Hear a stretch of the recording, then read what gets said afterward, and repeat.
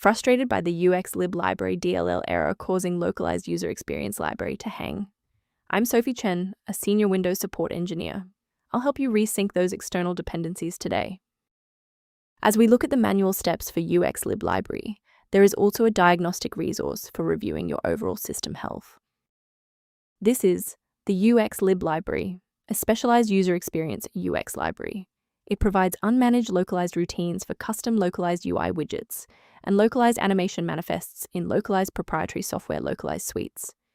With the explanation out of the way, let's refresh the affected files. Errors related to Uxlib library DLL often mean the internal localized user experience library configuration inside your host program is broken, so you need to reinstall that specific software from the official developer source to replace the library. Should the file remain missing after a reinstall, we need to ensure that the operating system is forced to re-index its shared library paths.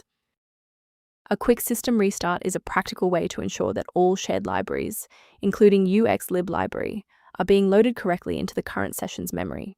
To keep this tutorial handy, make sure to bookmark it, or hit like button before you reboot. It saves you from having to look for the video again once you're back online. If the software remains unresponsive after the reboot, we'll transition to manual environment synchronization. Feel free to pause the video during the sync process.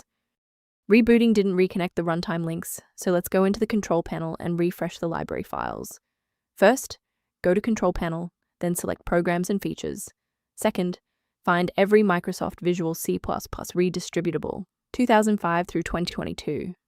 Third, right-click each and select Change, then select Repair. If that fails, download the latest all-in-one VC++ redistributable package from Microsoft's website. Please note that for DLL files with numbers, the number tells you which version to repair. For example, 120 equals 2013. To ensure long-term stability, we should review the safety risks associated with unverified file sources.